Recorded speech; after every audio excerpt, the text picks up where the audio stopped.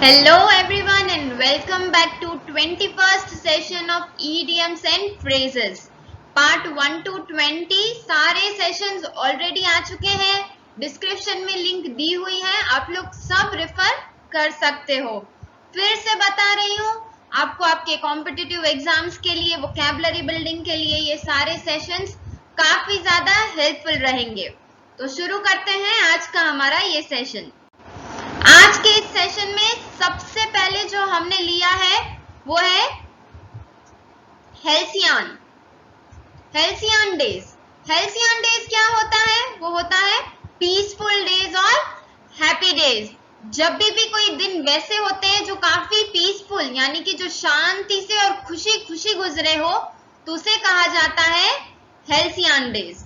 Right? Clear है ये सबको? ओके. एग्जाम्पल के साथ देखेंगे. She recalled the halcyon days of her school times. देखिए, उन्होंने अपने स्कूल में बिताए हुए अच्छे दिनों को याद किया. जब भी हम कोई अच्छे दिन, खुशनुमा दिन को याद करने की बात करते हैं या वो चीजें याद करते हैं जो खुशी से भरी हो, तब हम इस इडियम का यूज करते हैं. Halcyon days. राइट? ज्यादातर क्या होता है, जब हम किसी पास्ट में हूँ, आज के दिन से पास्ट का दिन जब ज्यादा अच्छा गुजरा हो, ज्यादा हैप्पी रहा हो, तो हम प्रेजेंट में, आज के दिन में उस बीती हुई अच्छी बात को याद करने के लिए इसे यूज करते हैं. तो इसे कहते हैं हम हेल्सियन डेज. आगे बढ़ते हैं, अगला देखते हैं. नेक्स्ट जो है वो है hammer and sickle. Hammer and sickle क्या होता है? A symbolic representation of communism in general. इसका मतलब हुआ एक किसी समाजवाद का प्रतीक, यानी कोई ऐसी चीज जो कॉमन है सबके लिए, उसे कहा जाता है हैमर एंड सिकल. एग्जाम्पल देखेंगे. You don't see flags with the hammer and sickle too often these days. देखिए क्या कहा जा रहा है, आजकल के दिनों में these days आप ज्यादा फ्लैग्स नहीं देखेंगे हैमर एंड सिकल के. राइट? ये कहा जा रहा है you don't see too often. पहले शायद वैसा होता होगा लेकिन अब ऐसा नहीं है. यानी कम्युनिज्म इन जनरल जिसे के कहते हैं, एक सिंबॉलिक रिप्रेजेंटेशन जिस चीज का था वो अब कम हो गया है. सब अपना अपना लेके चल रहे हैं. इन कॉमन जनरल बहुत कम हो चुकी है चीजें. तो हैमर एंड सिकल. नेक्स्ट आता है hand and glove with. Hand and glove with means is in close cooperation, यानी किसी के साथ अच्छे सहयोग से. क्लोज कोऑपरेशन यानी आप किसी के साथ अगर कुछ काम कर रहे हैं या किसी भी चीज में इन्वॉल्व है, तो उधर आपका कोऑपरेशन यानी आपका सहयोग, आपकी यूनिटी काफी अच्छी है. Hand and glove with. Example के साथ देखेंगे. They are working hand and glove with our enemies. देखिए, एनिमीज क्या होते हैं? दुश्मनों के साथ वो कैसे काम कर रहे हैं? कोऑपरेशन के साथ. जो सब लोग हैं काफी अच्छा कोऑपरेट करके, सहयोग देके अच्छे से काम कर रहे हैं. राइट? तो ये हमारा एग्जाम्पल था. आपने इस मीनिंग को अच्छे से समझा है? जो भी एग्जाम्पल आपको सूझ रहा है, मीनिंग समझने के बाद सेंटेंस फॉर्म करने की आप भी कोशिश करेंगे और हमें कमेंट सेक्शन में जरूर बताइएगा. नेक्स्ट आता है hang by a thread. Hang by a thread यानी be in a risky situation. नाजुक स्थिति में होना, बहुत ही नाजुक स्थिति में होना, तब हम इस इडियम का यूज करते हैं हैंग बाय अ थ्रेड. यानी कुछ भी हो सकता है, एक क्रिटिकल सिचुएशन में है या इस पार उस पार एक रिस्की सिचुएशन. तो यहाँ पे हमने जो एग्जाम्पल लिया है उसे देखेंगे. The patient's life was hanging by a thread. यानी पेशेंट, एक बीमार व्यक्ति की जो जिंदगी थी वो धागे पे लटकी हुई थी, हैंग्ड थी. यानी वो काफी रिस्की सिचुएशन में थे, या तो वो बच भी सकते थे, नहीं भी बच सकते थे, नहीं पता. Hang by a thread, risky situation. Next आता है hard nut to crack. Hard nut to crack यानी a difficult problem to solve. मुश्किल समस्या या फिर जटिल समस्या जिसे कि हम कहते हैं, और a person difficult to understand. Hard nut to crack यानी वो कोई प्रॉब्लम, डिफिकल्ट प्रॉब्लम भी हो सकती है, या एक ऐसा पर्सन यानी कोई इंसान भी हो सकता है जिसे समझना मुश्किल है, या ऐसी समस्या है जिसे सुलझाना भी मुश्किल है। तो यानी कोई जटिल समस्या या कोई ऐसा व्यक्ति जब हम कहते हैं जिसे समझना मुश्किल है, तब हम कहते हैं hard nut to crack. Example के साथ देखेंगे, he is a hard nut to crack. देखिए, he is a hard nut to crack, but I think I can get him to agree to the contract. Contract की कोई बात चल रही है, वहां पे वो क्या कह रहे हैं, इन्हें समझाना, समझना या समझाना, a person difficult to understand, उन्हें समझना काफी मुश्किल है, लेकिन इस कॉन्ट्रैक्ट के लिए मैं कैसे भी उन्हें मना लूंगा। उन्हें ऐसा लग रहा है, वो ऐसा सोच रहे हैं। हार्ड नट टू क्रैक, कोई जटिल समस्या। नेक्स्ट आता है hall over the call. Hall over the calls यानी टू टेक टू टास्क और टू रेप्रीमेंड, यानी कोसना, किसी को भी कोसना, टू टेक टू टास्क या टू रेप्रीमेंड। हम किसी चीज के लिए जब कोसते हैं तब हम कहते हैं haul over the coals. Example के साथ देखेंगे, he was hauled over the coals for coming in for late. He was hauled over the coals for coming in late for work.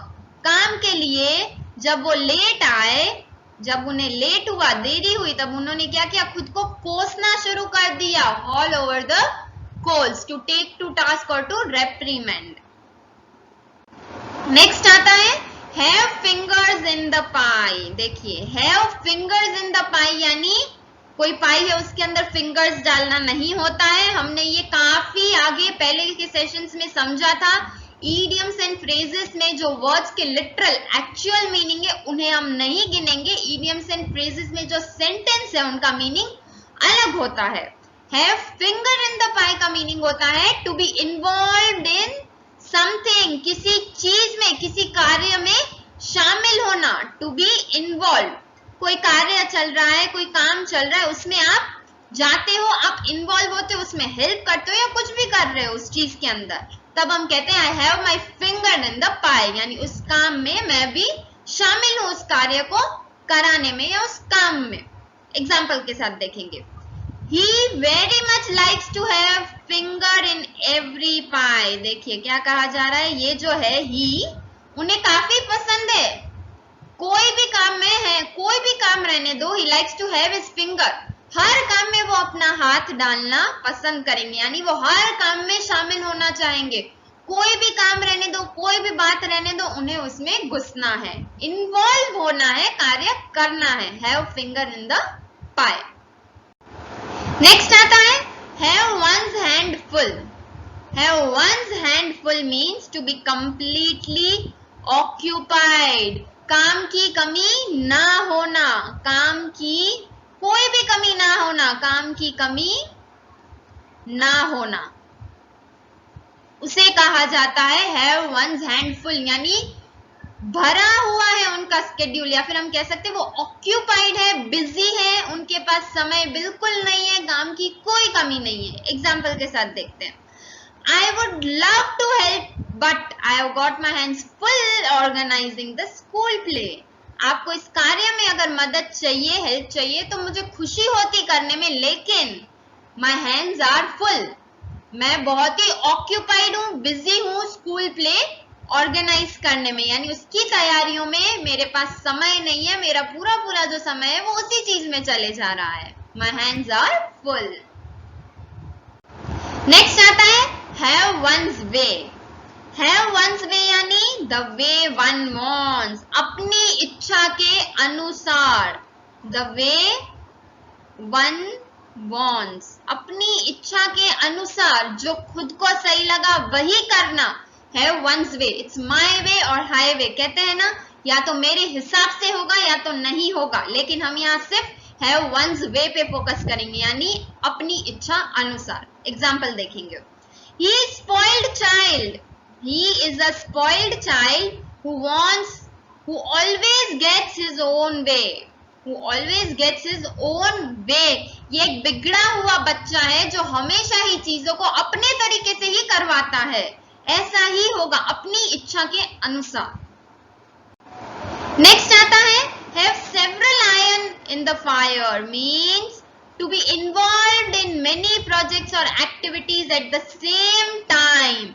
Have several iron in the fire यानी एक ही समय में कई सारे कार्यों और एक्टिविटीज में इन्वॉल्व लेना, ये भी करना, वो भी करना, ये भी कर लेना है और ये भी कर लेना है।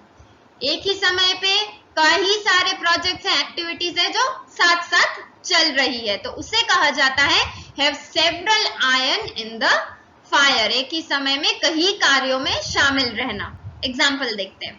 Although he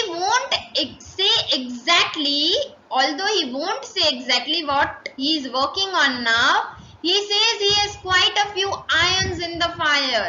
Exactly तो वो नहीं बताएंगे अभी कि वो क्या कर रहे हैं, लेकिन क्या कहा उन्होंने?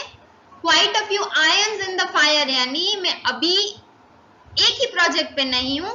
ये सेंटेंस सुनते ही हमें समझ जाना है, वो ये कह रहे हैं कि कई सारे इस समय में उनके कार्य चल रहे हैं जिनमें वो शामिल है, कई सारी एक्टिविटीज एक साथ चल रही है। तो ये हमारा आज का सेशन था। उम्मीद है आपको अच्छे से सारे वर्ड समझ आ गए होंगे। स्टार्टिंग के एंडिंग के इस सेशन में सारे वर्ड, सारे इडियम्स एंड फ्रेजेस में कुछ ना कुछ अलग अलग वर्ड्स थे। अच्छे से समझिएगा। कोई डाउट्स है तो इस वीडियो को एक बार फिर से देखिएगा। फिर भी कोई डाउट्स है तो हमें कमेंट सेक्शन में जरूर बताइए और इस वीडियो को लाइक, कमेंट और शेयर करना ना भूले। बेल आइकन प्रेस कर लीजिए अगर अभी तक नहीं किया है तो, और हिंद खोज के पेज को सब्सक्राइब कर लीजिएगा ताकि बेल आइकन प्रेस करने के बाद हमारे अपकमिंग वीडियो की नोटिफिकेशन आपको इमीडिएटली मिल जाए। फिर मिलेंगे नए वीडियो में नए सेशन के साथ। धन्यवाद।